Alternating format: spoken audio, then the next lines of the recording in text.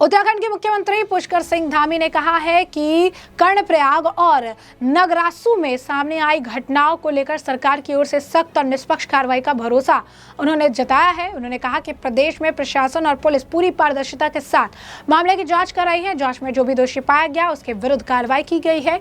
सभी तथ्यों के आधार पर आगे भी सख्त कार्रवाई की जाएगी। उत्तराखंड के मुख्यमंत्री पुष्कर सिंह धामी ने कहा कि कर्णप्रयाग और नगरासू में सामने आई घटनाओं को लेकर सरकार की ओर से सख्त और निष्पक्ष कार्रवाई का हम भरोसा जो है आपको दिला रहे हैं। साथ ही साथ सोशल मीडिया पर फैल रही भ्रामक और भड़काऊ खबरों पर भी उन्होंने सख्त रुख अपनाते हुए चेतावनी दी कि जो लोग अफवाहें फैलाकर समाज में तनाव पैदा करने या कानून व्यवस्था को प्रभावित करने की कोशिश करेंगे उनके खिलाफ भी कड़ी कानूनी कार्रवाई की जाएगी।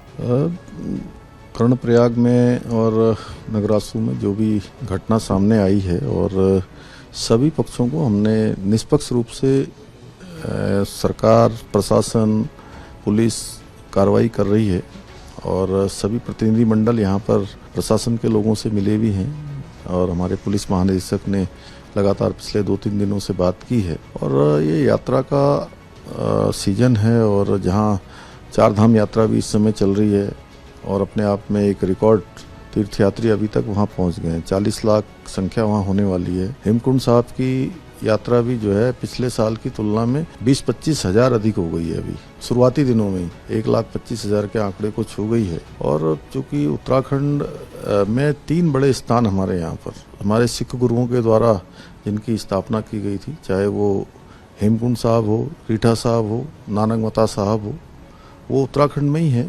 और प्रत्येक वर्ष यात्रा चलती है। सबका सम्मान करना हम सबका संस्कार भी है। देवभूमि अतिथि देवो भव की तर्ज पर हमेशा यहाँ पर लोगों का सबका स्वागत करती है।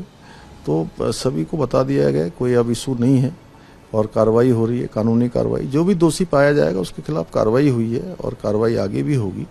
हमने सभी पक्षों को कहा है। और सोशल मीडिया पर इस पर या भ्रामक जो समाचार फैला रहे हैं, मैं उन सभी से कहना चाहता हूं कि इस प्रकार से चीज़ों को बांटने का प्रयास न हो।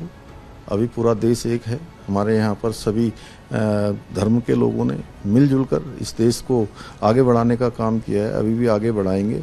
उत्तराखंड देवभूमि है और देवभूमि में सबका सम्मान करना, देश की रक्षा के लिए हर 5वां सैनिक देने का काम देवभूमि उत्तराखंड के लोग करते हैं। देवभूमि के युवा नौजवान देश की सीमाओं की सुरक्षा करते हैं। तो यहाँ आने वालों का सबका स्वागत है। मैं कहना चाहता हूँ कि अब जो भी जो है अब कानून अपने हाथ में इस प्रकार से लेगा, भ्रामक खबरें फैलाएगा, तो निश्चित रूप से उस पर कानूनी कार्रवाई भी होगी।